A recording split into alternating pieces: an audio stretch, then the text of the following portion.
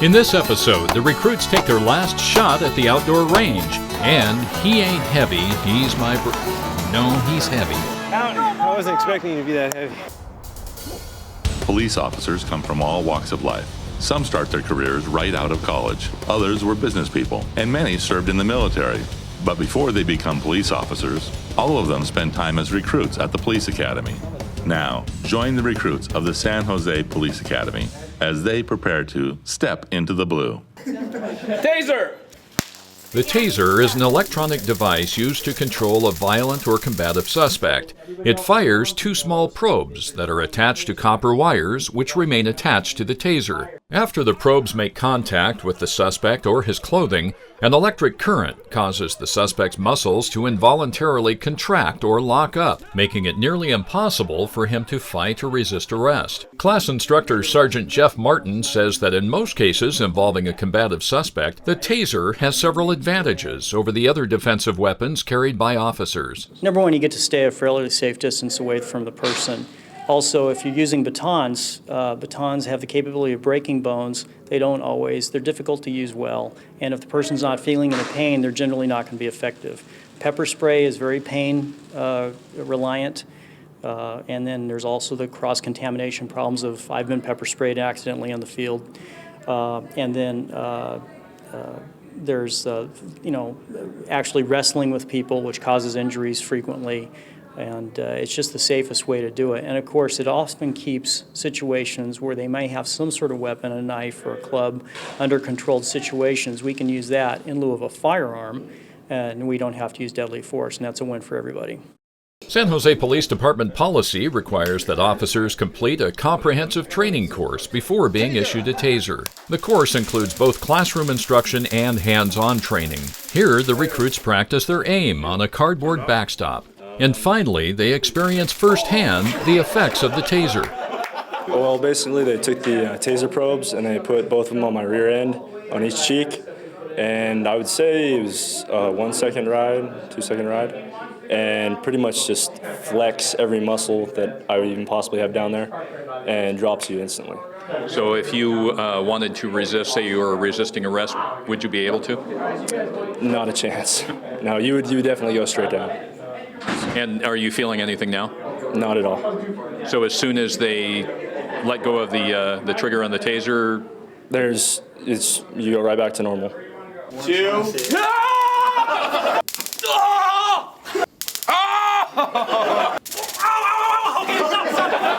Don't do this at home. Next in line is recruit Amy Lyndale. If she doesn't seem nervous, well, that's probably because she's been through something none of her male classmates have, and something that she considers to be much worse than the taser.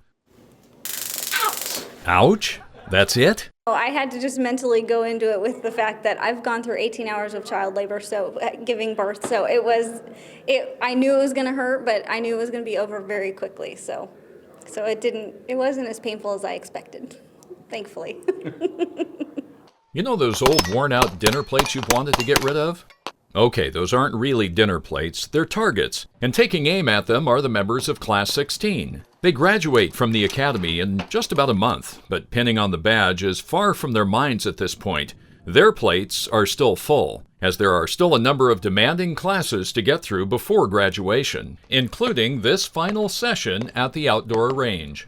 Searching for a suspect inside a building is something police officers do routinely, and since that suspect may have a weapon, officers can't simply walk through the front door. They've got to have a plan. You might be wondering, why not practice in an actual building? Well, the recruits do that too, but here at the range, training outside without walls allows the entire class to observe each team's entry technique. The next drill is a challenging test of the recruits' firearms skills. They start out the exercise with a little exercise. When you're huffing and puffing after running, hitting the center of the target takes real concentration. Oh, and by the way, you have to hit these targets in the right order. There are several barricades to shoot around and through. First we had targets that resembled dinner plates. Well, to complete the kitchenware theme, now we have these swinging targets that, from here, look a bit like frying pans. And the toughest ones to hit are those two little ones right in the middle. All that kitchen talk has brought on a powerful hunger, so to wrap up the session, nothing beats a good old-fashioned barbecue. For most police officers, no 2 workdays are alike, and that diversity of activity also exists during the police academy. On this day, for example, the recruits find themselves off the beaten path, participating in CFT, or competitive fitness training. Patterned after the Marine Corps' Crucible, the CFT tests not only the recruits' physical fitness level, but also their leadership, teamwork, and problem-solving abilities. You need to get over the fence. However, you cannot touch the fence or the objects that the fence are attached to. As you can see, that fence consists only of 3 narrow strands of tape. But when you can't go under, around, or through it, it might as well be a brick wall. That's right, every member of the team has to get over the makeshift wall to the other side. And that requires teamwork, along with a big helping of ingenuity. It all goes according to plan, and now there's just one more person left to get over the fence. But there's no one left on his side to provide a boost. Well, I guess he could just jump over it, couldn't he? After some discussion, the team decides to send one recruit back over the fence to assist his stranded teammate. Okay, but how is this any different? Recruit Wilkinson is confident that he can vault the fence. That's the plan, anyway. Not quite enough altitude. On his second attempt, he backs up to get a longer running start. He puts the pedal to the metal and off he goes.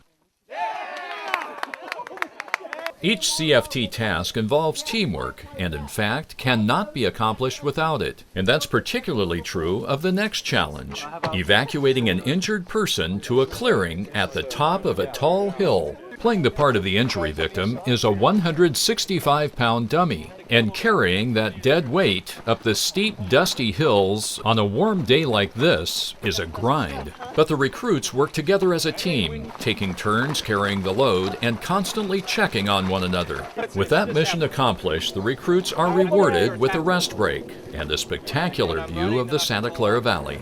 Up next is the obstacle course. The recruits partner up, and one guides his blindfolded partner over, under, and around a series of obstructions. It was rather difficult because it's the first time I've ever been blindfolded like that, and going off of trust of somebody else, it really drives that home. You always want to put the hand out, but just need to place 100% trust in that person. So I think it was a great team building experience. I liked it. The camaraderie developed during the 24-week-long academy is truly something special, and for the members of Class 16, these team photographs will keep the memories alive for decades to come. Back at the bottom of the hill, there's recognition for a job well done. Working hard, huh? Good job. Remember this day. This is an accomplishment, okay? But it's only half the day. And the other half starts now. This time there aren't any mountains to climb, but that doesn't mean it's any easier. To start out, the recruits have to lift a 30-pound dumbbell as many times as possible in 90 seconds. Grueling, yes, but with their teammates providing support and some entertainment, it seems like some of them could keep going forever. So who will do the most? Out of this group, I think McMahon's got a good chance. How many? I got him at probably about 110. He's pushing him out. So just how many did Recruit McMahon push out? 101 more. In case you couldn't hear it, he said 101 repetitions. And when you're done and you feel like your arms just might fall off, well then it's time to move on to the slalom course. Oh, you're like a lizard. Up, high crawl. Come on, you're almost there, almost there. Up, sprint. Over there, around the cone. Yeah, you got this. Around the cones, it's okay to drag your teammates' heels, but not your own.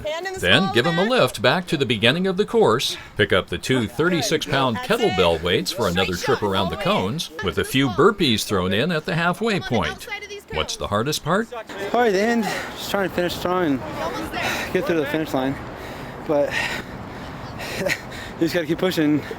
It's just a complete workout, but if we hadn't had those months of PT before this, we wouldn't have been able to handle it now. In our final episode of Step Into the Blue, a look at life after the academy as the recruits of Class 16 get their new assignments. And the day they thought would never come finally arrives. Thanks for watching. See you next time on Step Into the Blue.